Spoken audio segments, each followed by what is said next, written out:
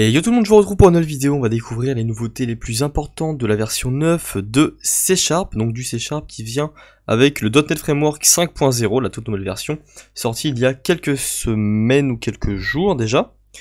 Alors, je vais faire le tour des nouveautés les plus importantes pour moi. Après, si j'ai oublié des nouveautés, si vous êtes au courant des nouveautés, vous pouvez dans les commentaires bien sûr me les signaler ou en parler aux autres, il n'y aura pas de problème. Moi, je vous apporte du coup quelques exemples sur les nouveautés qui m'ont beaucoup marqué lorsque j'ai lu du coup les patch notes. Alors, on va commencer par créer une classe et on va voir du coup les propriétés qui vont avoir un init-only, les propriétés init-only qui vont du coup servir uniquement, enfin qui vont pouvoir être implémentées uniquement lors de l'initialisation d'un objet. Donc pour ce faire, je vais créer une classe utilisateur. J'aime bien créer des classes utilisateurs. C'est pas trop dur à mettre en place. Donc on va partir du coup sur une propriété email, nom et date création. Ce sera de type string. Et du coup, au lieu de mettre un getSet, on va pouvoir mettre un getInit. Comme ceci. On va du coup créer en fait une classe qui ne va pas pouvoir être modifiée après son instanciation et du coup l'initialisation de ces propriétés grâce au mot-clé init qui vient directement de la version 9.0 du langage. DateTime, DateCreation, getInit. Ok, impeccable. Donc du coup le init va nous permettre d'initialiser cette propriété et on ne pourra plus y toucher. Après c'est un peu comme un read-only finalement. Voilà. Je vais pouvoir du coup vous montrer un exemple dans ma classe programme. Alors ne faites pas attention à ça, c'était pour corriger un problème avec C# 9. Ceci on s'en fout complètement. Donc du coup, ce que je vais pouvoir faire, c'est du coup, public non, je vais pouvoir créer un utilisateur, donc il va s'appeler user, une variable user, qui va être égal à un new utilisateur, et je vais directement l'initialiser avec, du coup, le nom qui est égal à Pantyminax, pourquoi pas, l'email qui va être égal à pantyminax@test.com, et la date de création, tout simplement à datetime.now. Voilà. À partir d'ici, on a initialisé notre utilisateur, et vous allez voir qu'on ne va pas évidemment pouvoir toucher, on ne va pas pouvoir le modifier, on va pas pouvoir modifier les propriétés. On est du coup voilà sur un accesseur init, donc impossible de le modifier. Et on ne peut simplement l'utiliser que pendant l'initialisation, puisqu'on n'a pas créé de constructeur, on ne va pas pouvoir non plus affecter des valeurs à nos propriétés dans un constructeur, mais uniquement dans l'initialisation du coup de la classe. Voilà. Alors une autre approche pour créer ce genre de classe va être du coup d'utiliser des fields read-only. Donc on pourrait créer du coup la même chose avec... Alors je vais même laisser ce que j'avais. Je vais juste transformer mes publics en private et mettre des petites minuscules pour mes propriétés, pour mes champs. Et du coup je vais créer mes propriétés cette fois-ci. Public string email avec le get qui va du coup nous renvoyer l'email tout simplement. Et du coup on aura la propriété init qui va nous renvoyer, qui va du coup initialiser le champ email. Et si jamais la valeur est nulle, on va déclencher une exception. Argument nul exception. Du coup ici, il nous faut voilà, le param-name, donc le nom name of email. Puisqu'avant, si je ne mettais rien, j'aurais très bien pu initialiser tout à l'heure ma variable comme ceci, sans le nom. Ici du coup, je vais pouvoir utiliser mes trois propriétés, nom. Et là, on aura l'obligation d'initialiser nos champs, sinon il va y avoir du coup un argument nul exception qui sera invoqué. Alors, je copie nom, je mets le nom avec un majuscule ici pour le nom du paramètre, et ici c'est date creation, date creation. Hop, voilà. Est-ce que j'ai un problème ici? Qu'est-ce qui se passe? Qu'est-ce qui se passe si je lance ce programme? Oui. Quelque chose est en string. Oula, oui, pardon. Voilà. J'avais pas vu. Je suis un peu con-con. Et du coup, le datetime ne peut être... D'accord, on ne peut pas appliquer l'opérateur double point d'interrogation au datetime. Donc du coup, je ne sais pas comment gérer ce problème. Alors ce que l'on va faire, c'est tout simplement faire ceci à ce niveau-là.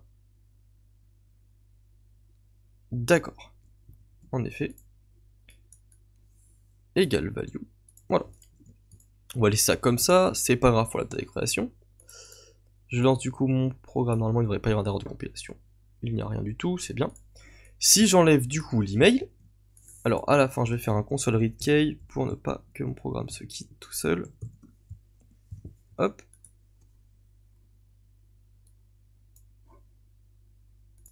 Donc on n'a pas d'erreur, mais si jamais on spécifie du coup une valeur nulle, mais implicite explicitement dans notre initialisation, on va du coup avoir, voilà, notre argument null exception qui va être invoqué du coup dans notre initialisation d'objet. Voilà. Alors ça c'est bien, ok, mais quelque chose de vraiment intéressant, très intéressant, ça va être du coup les records.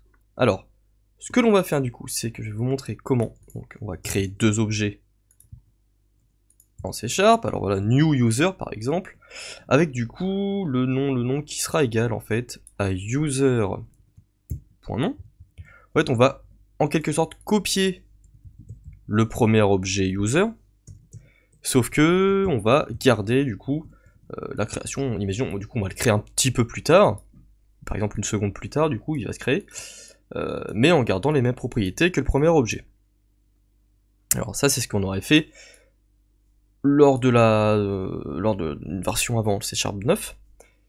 Si notre objet on ne peut pas le modifier après du coup son initialisation, on va pouvoir créer un record. Donc, au lieu d'utiliser une classe, on va pouvoir utiliser le mot-clé record, qui est tout nouveau, propre au C# 9. Et du coup, le C# 9 nous propose une nouvelle fonction. Alors, qui est du coup le with, l'expression with. Au lieu d'écrire ceci, on va pouvoir transformer ceci en ceci. Var new user égale user, donc on reprend cet objet-ci, with, et en fait, après le mot-clé with, on spécifie les différences qu'il va y avoir avec cet objet. À partir d'ici, on a une copie de user dans new user, mais on va dire quelles vont être les modifications apportées. Date création par exemple, qui sera égale à datetime.now. Alors, je vais du coup quitter ceci. Alors je vais... bon, ça va pas être très parlant de modifier ça, donc on va tout simplement mettre pantiminax@test.com. On va modifier le nom d'utilisateur. On va mettre panty. Et ce que l'on va faire, c'est qu'on va afficher du coup writeLine new user. Oula. New user. .nom. Et on va afficher à la ligne new user.email. Et là du coup, ce qu'on va voir, c'est que du coup, on a bien le nom qui a été modifié, et on a bien l'email qui correspond à l'email qui était copié depuis le nom, l'objet user. Du coup ça permet de raccourcir pas mal la copie d'un objet, du coup, au lieu de créer un deuxième avec la même syntaxe, on utilise le mot-clé with, et on modifie uniquement les propriétés que l'on souhaite modifier. C'est plutôt pas mal, puisque les développeurs, on est souvent des petits flemmards, on aime bien du coup gagner un peu de temps, donc c'est vraiment bien pensé. Ça existe sûrement dans d'autres langages, mais je ne connaissais pas cette syntaxe en tout cas. On va avoir du coup les records, ce qu'on va appeler les positional records, qui vont être des... C'est-à-dire qu'on va avoir une notion de déconstruction, un peu comme ce qu'on retrouve en JavaScript pour déconstruire des variables, récupérer des variables depuis un tableau par exemple. Donc, je vais vous montrer ça directement en appliquant ce concept. Alors on va du coup casser notre classe utilisateur, et on va créer, alors que ce soit une classe ou un record, ici bon, on va refaire une classe, non, on va laisser en record, plus parlant ici, puisqu'on... Ouais, ça va être bien comme ça. Et ce que l'on va faire, c'est qu'on va faire, du coup, un constructeur. Alors, un constructeur, public utilisateur, basique, avec du coup... oui, on va laisser... Pardon, je vais revenir en arrière. Voilà. Je vais revenir en arrière avec mes attributs publics. Alors, je les ai ici. Tac, on va pas s'embêter à avoir des champs et des propriétés, on va juste garder nos propriétés. Ce que l'on va faire du coup, c'est que l'on va créer notre constructeur, avec du coup notre email, notre nom que l'on veut affecter, et notre datetime, date création. Voilà. Et on va pouvoir du coup écrire notre constructeur d'une façon qu'avec une expression lambda. Avec la déconstruction, du coup, on utilise des parenthèses, et dans ces parenthèses, on va spécifier les paramètres. Alors, les paramètres après, mais d'abord on spécifie les propriétés qu'on va vouloir affecter. C'est-à-dire dans quelles propriétés on veut mettre les uns à la suite des autres, les valeurs. Donc, email d'abord, nom, et date création. Donc ici, c'est vraiment ce que l'on va instancier juste après dans notre code ici. C'est des valeurs qui vont être initiées par l'utilisateur. Après l'expression lambda, après la flèche ici, ça va être du coup ici les propriétés que l'on va affecter. Et ensuite le égal, cela va être les valeurs récupérées du coup par le biais d'un out, je suppose. On récupère du coup les paramètres passés par notre l'initialisateur de ce constructeur. Hop, ok.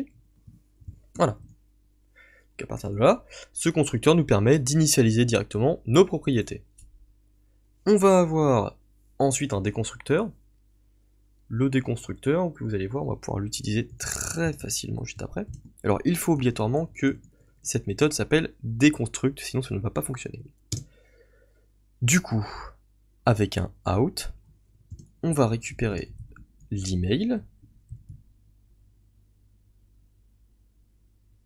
On va récupérer l'email, string nom, ensuite, out datetime, date creation. On utilise toujours la petite flèche égale flèche.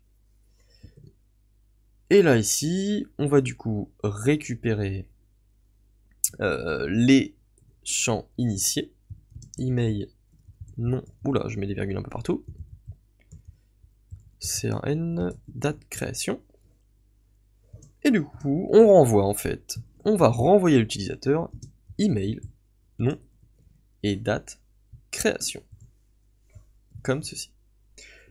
Ça, cette méthode-là va servir du coup à renvoyer des valeurs de propriété à l'utilisateur qui fait appel au déconstructeur. On met ça en pratique directement pour comprendre un peu ce que l'on fait. On va créer du coup var_user égale, alors on peut surtout, on va pouvoir aussi, je vous ai pas montré, je vais vous montrer juste après en fait, donc créer du coup un utilisateur, comme ceci, utiliser nom égale apprenti-minax, email comme tout à l'heure,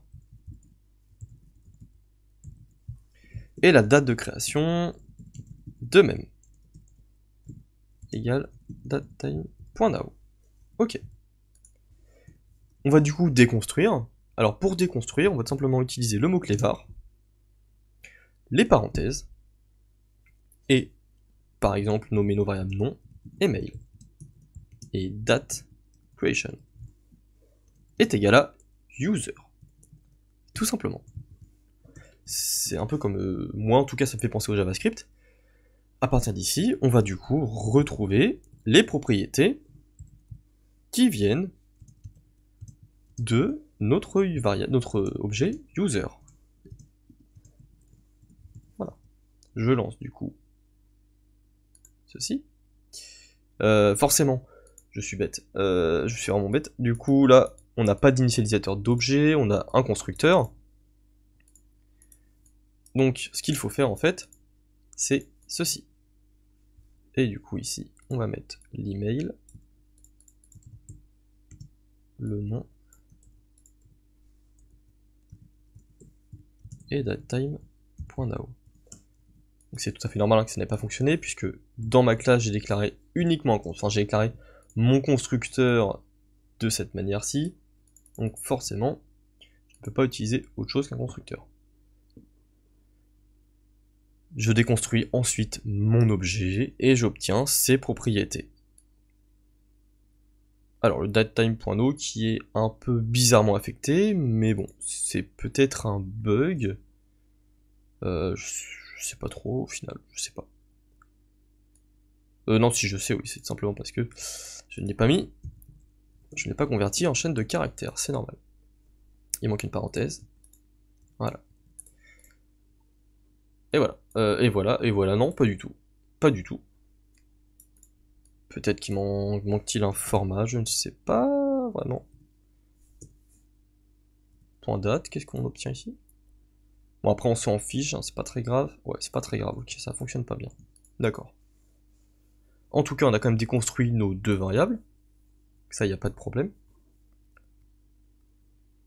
Alors ensuite, on va pouvoir du coup déclarer un objet, par exemple, une liste d'utilisateurs. Alors var utilisateur avec un x, avec un s égale new. Alors non, plutôt. En fait, ce que je vais vous montrer va nous servir surtout lorsqu'on déclare directement un type et non pas lorsqu'on écrit le mot-clé var. Liste d'utilisateurs utilisateur égale new, tout simplement. Et voilà, on a du coup instancié notre liste d'utilisateurs. Ça revient exactement à la manière d'avant, lorsqu'on l'utilisait. Liste d'utilisateurs égale new, liste de utilisateurs, comme ceci. Voilà. De même, ici, on va pouvoir écrire en fait, tout simplement, utilisateur. Alors, ça va faire, je pense, deux clans. Ceux qui vont préférer utiliser mot-clé var, ou ceux qui vont préférer utiliser utilisateur égale new. Voilà. Soit vous préférez lire à gauche le type de votre objet, soit à droite finalement. Je sais pas vraiment ce que je vais utiliser pour ma part, mais bon, je trouve ça sympa du coup d'avoir cette possibilité ici. C'est pas mal aussi à lire quand même de gauche à droite comme ceci. C'est pas mal. Alors on va voir autre chose, les patterns qui ont été modifiés au niveau d'un switch par exemple. Enfin on a d'autres possibilités. Alors on va créer plusieurs classes, je vais supprimer ma classe utilisateur. Et je vais ajouter deux classes différentes, trois classes. Alors une classe véhicule, on va partir sur une classe abstraite véhicule, c'est-à-dire que ma classe ne va pas pouvoir être instanciée. Ouais. Oula, oui, d'accord. Abstract classe véhicule. On va créer ensuite une classe voiture et camion, qui vont hériter du coup de véhicule, puisqu'une voiture c'est un véhicule, un camion c'est aussi un véhicule, c'est comme ça qu'il faut penser. Ensuite, mon petit camion, qui est un véhicule. Alors je vais pas mettre de propriété ici, je n'ai pas besoin d'utiliser de propriété pour mon exemple. Et du coup ce qu'on va pouvoir faire en fait c'est par exemple calculer le prix d'un voyage, enfin c'est vraiment un exemple bidon, hein. Calculer le prix d'un voyage si l'on part en voiture ou en camion. Donc on va dire que l'on crée une voiture, var voiture égale new voiture, voilà. Et ce que l'on va faire du coup c'est créer une méthode, alors en dessous ici, static int calcul prix voyage par exemple. Ici on utilise du coup le mot-clé objet, ou alors on pourra utiliser du coup pour restreindre un peu l'utilisation de cette méthode à véhicule. Voilà, c'est-à-dire que tout objet qui hérite au moins de la classe véhicule peut utiliser cette méthode. On utilise une expression lambda avec du coup véhicule et on va switcher sur ce mot-clé véhicule. Et on n'oublie pas de mettre les un point virgule, sinon ça ne va pas fonctionner. Alors, grâce à ça, on va pouvoir du coup effectuer un switch sur la variable véhicule qu'on a passé en paramètre. Alors, on va pouvoir du coup définir le cas où le véhicule qu'on a passé en paramètre c'est une voiture. Ici je ne vais pas, alors je mets du coup le petit v du coup pour dire qu'on a un objet v voiture. Je ne vais pas utiliser ces propriétés donc je n'ai pas besoin d'utiliser mon objet. Mais je renvoie tout simplement, grâce à la fonction fléchée ici, 100, par exemple pour 100 € du coup. Ensuite j'utilise une virgule pour un autre cas. Et par exemple en voyageant en camion c'est 200 €. Alors on voit que le switch n'est pas très content car il y a des modèles de données qui ne sont pas couverts. C'est-à-dire qu'il faut couvrir plusieurs modèles, enfin plusieurs cas, deux autres cas à couvrir. Le cas où on a envoyé un objet qui était nul, dans ce cas on retourne un not implemented exception, c'est-à-dire qu'on n'a pas, on n'a pas géré ce cas. Ou alors le cas où c'est un objet ici, le cas où par exemple on envoie alors n'importe quoi et du coup on n'a pas non plus géré ce cas. Alors, je vais vous montrer complètement comment ça se fait. Alors console.writeLine, calcul prix voyage de ma voiture. Voilà. Alors pour calculer le prix de voyage, voilà, je lance 100 € normal puisque c'est une voiture. Si jamais je lance nul, on va atterrir, si vous le devinez bien, sur la ligne 25. Voilà. Et si jamais j'utilise par exemple, qu'est-ce que je pourrais utiliser comme classe? La classe console par exemple. Alors new console. Est-ce que ça s'instancie? Ça je ne sais même pas. Je vais devoir créer une petite classe bidon. J'aurais dû garder mes utilisateurs, donc je crée une classe user. New user. Comme ceci. Alors, d'ailleurs, vous voyez, grâce à ça, je ne peux pas utiliser d'objet user, mais si jamais j'aurais mis du coup en paramètre useObject, on rentre du coup, vous voyez, dans ce cas-là, puisque ce type n'est pas implémenté. Alors, du coup, je suis même peut-être persuadé que si je retire ceci, est-ce que le switch va gueuler? Oui, le switch gueule quand même. Bon. Du coup, c'est pas grave. On est obligé de mettre cette exception au cas où ce ne soit pas implémenté. Et si jamais je mets un camion, vous allez voir qu'effectivement il va nous renvoyer 200. Il nous renvoie bien 200. Donc voilà. Donc voilà pour cette nouveauté au niveau du pattern matching en C# 9.0. Alors ensuite on va avoir quoi? On va avoir l'introduction du coup du mot-clé note après le is. C'est-à-dire qu'on va, au lieu d'écrire if voiture is camion, alors du coup là c'est un peu con d'écrire ceci comme ça, mais ça va servir à savoir du coup, enfin ça aurait servi à savoir si la voiture n'était pas un camion. Oui, donc forcément, ici, vu qu'on utilise quelque chose qui ne provient pas d'une méthode, qui pourrait nous renvoyer soit une voiture, soit un camion, C# nous dit, attends, là, ce sera toujours une voiture, donc jamais ce ne sera un camion. En fait, ce que je veux vous dire, c'est que, au lieu d'écrire ceci, qui, avec des parenthèses, peut paraître un peu difficilement lisible, on va pouvoir tout simplement écrire if voiture is not camion. Voilà. Comme ceci. Alors, une expression de type voiture ne peut pas être gérée par un modèle type camion. Ça, je ne sais pas Pourquoi? Peut-être pas qu'il faut utiliser le mot véhicule. Voilà, c'est ça. Si jamais notre objet voiture n'est pas de véhicule, notre type véhicule, puisque c'est une classe qui est abstraite, en tout cas ici, on voit le fonctionnement. Donc si jamais notre voiture n'est pas un véhicule, au lieu de marquer ceci, et bien du coup, on a une syntaxe un peu plus lisible grâce au mot-clé note. Donc du coup, c'est plus intéressant. Alors là, je vous ai expliqué brièvement les nouveautés de la version 9 de C#, et du coup, le .NET Framework 5.0. Alors, pour ceux qui voudraient tester cette préversion, il faut installer le .NET Framework 5.0 depuis le site officiel de Microsoft, vous pourrez trouver facilement un lien de téléchargement. Avoir au minimum Visual Studio 16.8. Et ensuite, lorsque vous allez créer un nouveau projet, il faudra se rendre dans le CSproj, l'éditer, et du coup, modifier la langue version. Ici, ajouter cette balise langue version, et utiliser le mot-clé preview, avec un P majuscule. Voilà. Donc j'espère que vous avez bien compris cette vidéo, ce que j'ai voulu vous expliquer. Je n'ai pas non plus toutes les infos en tête, j'ai essayé de vous synthétiser au maximum, on va dire, sans rentrer trop dans les détails sur cette vidéo du coup pour les nouveautés, donc j'espère que ça vous aura plu.